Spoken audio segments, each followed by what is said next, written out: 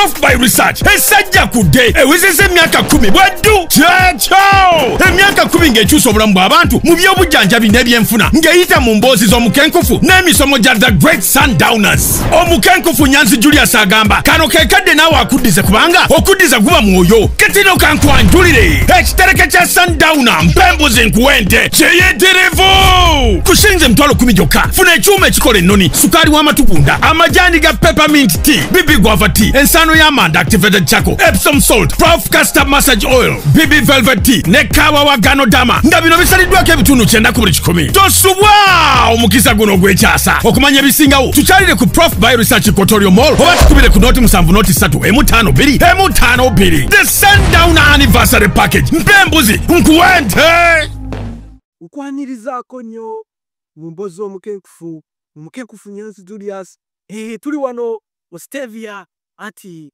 mpembuzi nkuwete yeteekateeka ya Sundowner ey'omulundi ogw'ekkumi egenda okubaayo ennaku z'omwezi nga 10 omwezi ogw'omunaana okutuuka nga 16 awo ku Hoteli Kotorio.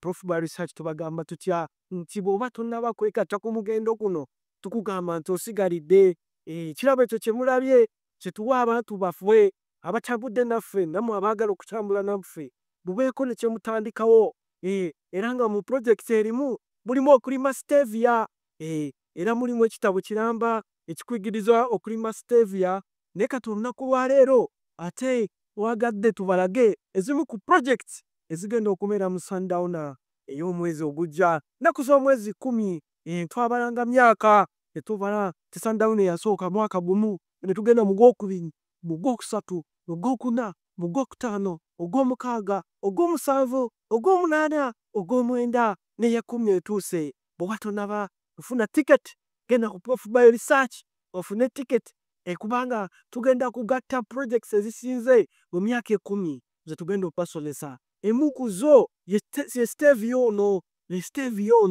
ensukaali w'obutonde bantu ntera okunsanga eyo emugamba bayi Stevia nedowooza Stevia omununuzi oba Stevia kale kyonna kye mutegeeza tewali buzibu. N'olwekyo bukyanga Prof by Research ereeta kirime kino ekya Stevia bantu bangi mubadde mugamba nti Stevia ono tusobola okumulima mu poloti yaffe awo 5 ku 5 5 ku 10 ndi Qatar ndi Saudi Arabia ndi Kadama naye akasente kange nkayina njagala ekintu ekimpa sente buli mwezi nefunayo obukadde 2 projekiti yino yakulima Stengala ne bw'oba tolina ettaka ddene ne bw'oba olina ettaka eddene osobola okulima Stevia ono sukaali w'obutonde era nga bwe tugenda okulaba naye nga mbagamba nti abo oba tonnabafuna kitereke mpembuzi nkuwente kugamba nti adduka ku Prof by Research projekiti ye naatera okuggwa ekuddiza kuba mwoyo twasalawo tubaddize tubawe ekitereke ekyo mulimu okulima Stevia mulimu ekitabo ekyogera kukola ennoni ekyuma eky'ennoni mulimu sukaali w'amatugunda bwe twava ku Stevia ate ne tudda ku sukaali w'amatugunda mulimu peppermint nana mulimu charcoal activated charcoal era mulimu Epsom salt ajjamu obutwamu buligere mulimu gundi bibi guava amajaani g'amapeera gatingiza olususu galina antioxidants gaziyiza kookolo mulimu bibi velvet ekuyamba okutereeza omutindo gw'enkwaso n'ogw'amagi. Kitereke ekyo mpembuzi nkuwente genda Prof by Research okisangeyo tukirako ekasiki aka Sundowner yennyini yembaga akasiki tukuwayo naawe ekyuma kiwagala kyuma n'otandikawo ekkoleyo oba ery'okukola ennoni ate nga bw'ofuna n'ebintu eby'obulamu nga bwe tugamba health is wealth ate okuba omugagga olina okuba mulamu wealth is health mpeera bwetyo bwetambula naye nga projekiti eno ey'okulima Stevia gwe gumu ku musomo gwe tugenda okulaba mu Sundowner ate nga kati tulina enkola empya abantu balamu bagamba Stevia waffe takula bulungi takola kiragala kiki ekisingira ddala okuba ekikulu kitangaala Stevia ayagala nnyo kitangaala era kyovulaba nti programu eno tugikoze kiro mulabe sola nga zaaka muziraba zonna zaaka osobola okuteekamu sola mu nnimiro yo ebitaala kati biri otomatiki kasita buziba nga byekeekako Pano nabbato kiki ekyo ewaka muyina solar panel. Solar zaafuuka abaana baliwo buli omu kati azimanyi. Kati eka namba osobola oteekamu solar panel 4 oziteeka ku muti oba gwa kalitunsi ng'ekiro zaaka. Stevia tayagala azikiza, alinga nalumansi. Kasita obudde buziba ayagala kitangaala. Bw'oba tafuna kitangaala atera okumulisa, bw'amulisa ate ng'akala. Abantu abamu badde bagamba Stevia yatulema okulima. Ekimu ku bireetera Stevia okubalema okulima kye kitangaala, nti tayagala kye bayita short days, ennaku ennyimpi nga zirina ekitangaala kitono.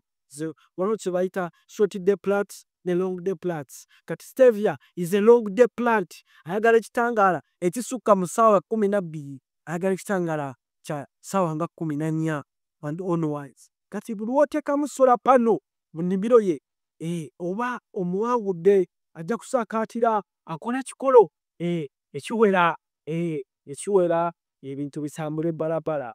Era mu mbeera eyo tugenda kubiraba byonna mu musomo gwaffe ogwa Sundowner ogunaaberayo ennaku z'omwezi nga 10 wa Report Equatorio, 10 Ogw'omunaana, 10 Ogw'omunaana, si guno omwezi wabula omwezi ogujja Ogw'omunaana, okuva nga 10 kutuuka nga 16. Tosubwa ate jjukira bw'ogula tiketi tukuweerako ne sukaali w'amatugunda n'oba nga weeyagala. Ate mwe abagula ekitereke embuzi w'ente, temusubwa ne Sundowner. Noolwekyo bw'onaalima Stevia ofunemu ssente, jjukira kilo eno eya Stevia tugigula $2. Buli kilo tugigula $2. Eno bwe tulina wano wali fuuti 5 ku 5. Fuuti 5 ku 5 wano tusobola okufunamu kilo 10. Kilo 10, kilo 10, buli kilo ya $2, kitegeeza oba ofunamu million 2 buli mwezi. Ate nga Stevia ono osobola okumukungulako kumala emyaka 10, kitegeeza omwaka ofunamu obukadde 24, ate mu myaka 10 n'ofuna obukadde 24. Tandika mpola, sooka onoonye solar panel. Bino bisola tebabiseera $5. $5 obeera obifuna, ne bw'ojja Prof by Research tusobola ozikufuuyira solar lights. Ze nkulu mu kulima Stevia. Bwe yakatwegattako tuli mu kulaba ekirime kye tugenda okulima era kituyambe okugaziya enfuna yaffe. Anti nabagamba ssente zimera ku miti, ate ensi eno tugiryako makoola nga ge gano gennyini aga Stevia. Ensi eno tugiryako mukoola, era nga gwe gumu ku musomo ogenda okubeera mu Sundowner ey'omwaka guno. Stevia kye kirime omwatumanyira era tetusobola kumusuula bbali mu myaka 10 egya Prof by Research gye tugenda okusomako, ate nga n'okujaguza ennaku z'omwezi nga 10 Ogw'omunaana okutuuka nga 16. Era ekirala bw'oggyako ekitangaala kino kye mbalaze ekikulu ennyo mu kulima Stevia, yeetaaga okubikka essubi. Essubi lino mulina, essubi lino ufuna essubi n'olikaza, olikaza bulungi nnyo essubi. Kati essubi lino osobola okufuna essenke, osobola okufuna etteete, osobola okufuna ebisoolisooli, naddala kasooli oyo bwe bakumbudde ebikoola ebyo kasita obikaza oba osobola okufuna ssubi. Essubi lino bw'oba olifunye libikke mu nnimiro, kikulu nnyo, liyamba okukuumira amazzi mu ttaka. Stevia ono sukaali w'obutonde guno, omuddo oguvaamu sukaali ono abawoomedde emyaka 10 kati bukyaga tumuleeta ku katale, yeetaaga okumubikka, yeetaaga nnyo okumubikka kubanga amazzi makulu nnyo gy'ali, kubanga alina emirandira mimpi. Stevia ono aliira kumpi, emirandira gye gibeera kumpi. Kati bw'oba nga tobisse, omusana gumuyisiza ddala bubi, naawe otuuka n'akala. Kati funa essubi omubikke, kijja kukola bulungi nnyo. Era kyova olaba nti tumusimira n'ekikata, ebikata bino ebiwanvu, ekikata kiba nga fuuti 2 obugulumivu n'obugazi, fuuti 2.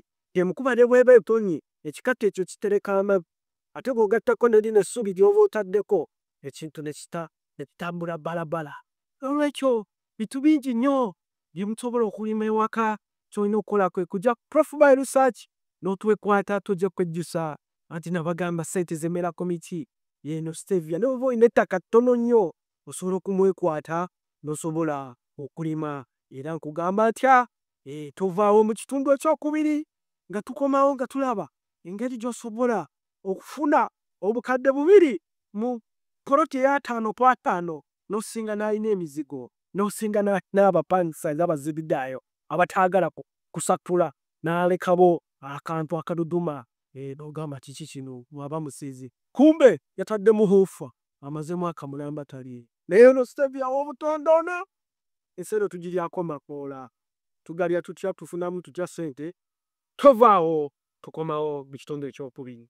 Prof by research esajja kudde ewezezza emyaka 10 bwaddu kyakyo emyaka 10 ng'ekyusa obulamu bw'abantu mu by'obujjanjabi n'ebyenfuna ng'eyita mu mboozi z'omukenkufu n'emisomo gya The Great Sundowners. Omukenkufu Nyanzi Julius agamba kano kekadde naawe akuddize kubanga okuddiza guba mwoyo katino kankwanjulire ekitereke kya Sundowner mpembuzi nkuwente kyeyeterevu kushinze emitwalo 10 gyokka funa ekyuma ekikola ennoni sukaali w'amatugunda amajaani ga peppermint tea bibi guava tea ensano y'amanda activated charcoal Epsom salt Prof castor massage oil bibi velvet tea ne kaawa wa ganodama nga bino bisaliddwako ebitundu 9 ku buli 10 tosubwa omukisa guno ogw'ekyasa okumanya ebisingawo tukyalire ku Prof by research Kotorio Mall oba tukubire ku noti 7 noti 3 M52 The Sundowner anniversary package mpembuzi nkuwente.